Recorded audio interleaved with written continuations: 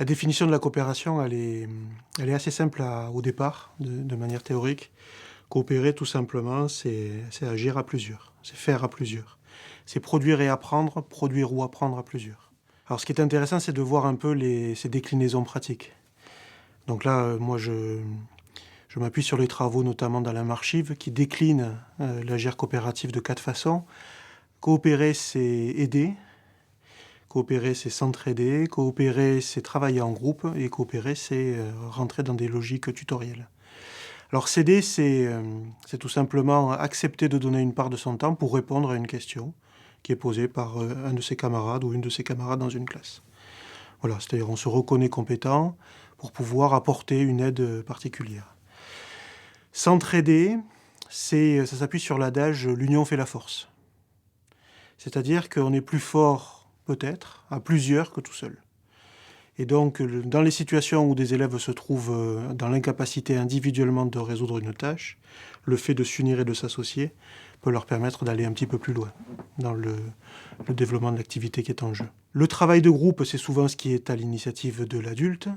Ça fait longtemps en pédagogie qu'on travaille là-dessus. Philippe Mérieux a fait sa thèse sur cette question-là. Derrière le travail de groupe, il y a une consigne qui est donnée par l'enseignant et ensuite un pilotage un petit peu des groupes et de l'activité des élèves qui est fait par ce biais-là. C'est intéressant surtout dans la phase de traitement de ce qu'on appelle la situation problème, c'est-à-dire ce moment en pédagogie et en didactique où les élèves sont amenés à dire ce qu'ils pensent par rapport aux problèmes qu'ils rencontrent et à en confronter leur représentation, c'est-à-dire leur déjà là, leur conception spontanée, comme on dit.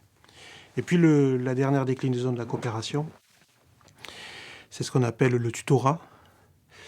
Alors ça ressemble un petit peu à de l'aide du tutorat, sauf que la formalisation est plus forte dans le tutorat. Un tuteur est quelqu'un qui est reconnu comme étant compétent pour pouvoir apporter une aide. Ce n'est pas quelqu'un qui se reconnaît simplement compétent. Donc derrière la notion de tutorat se cache une formation des élèves. Une formation des élèves à l'action du tuteur et une formation des élèves à l'action du tutoré, celui qui se fait aider. Dans la définition de la coopération, ce qui est intéressant aussi de préciser, c'est que tout n'est pas coopératif et la coopération n'a pas toujours sa place dans la classe. Il y a des moments où la coopération n'intervient pas parce que l'enseignant est dans une phase d'explication et de transmission de savoir. Et il y a des moments où les élèves ont besoin d'être seuls face à l'activité qu'on leur confie.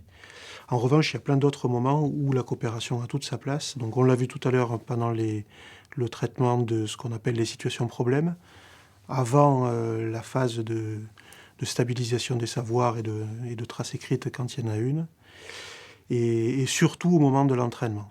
Surtout au moment de l'entraînement. Les organisations coopératives permettent notamment de gagner énormément de temps en se passant des corrections collectives. Et donc les systèmes coopératifs vont permettre aux élèves de s'aider, de s'entraider, voire de rentrer dans des relations tutorielles pour pouvoir obtenir des réponses aux questions qu'ils se posent. La coopération, c'est une citoyenneté mise en œuvre de manière très ordinaire. On ne fait pas les choses parce que c'est un exercice, on les fait parce qu'on est dans une situation de communication authentique et vivante. C'est-à-dire que quand le copain me demande de l'aide, c'est que véritablement, il est face à un obstacle qu'il n'arrive pas à résoudre. Alors, les aides, c'est pas démesuré, ça va pas être explique-moi le théorème de Pythagore. Souvent, ça concerne des éléments qui sont de l'ordre de la brindille pour l'enseignant. C'est la compréhension de la consigne, notamment. Mais si, en tant qu'élève, je n'arrive pas à comprendre ce que l'on me demande à travers l'énoncé d'une consigne, je ne vais pas aller beaucoup plus loin. Et le fait de vivre ça de manière très ordinaire, sans protocole, sans discours, on parle peu en fait pour organiser la coopération, ça permet de se rendre compte qu'évidemment les valeurs, elles sont d'abord présentes parce qu'on les vit et pas parce qu'elles sont écrites ou pas parce qu'elles sont dites par quelqu'un d'important.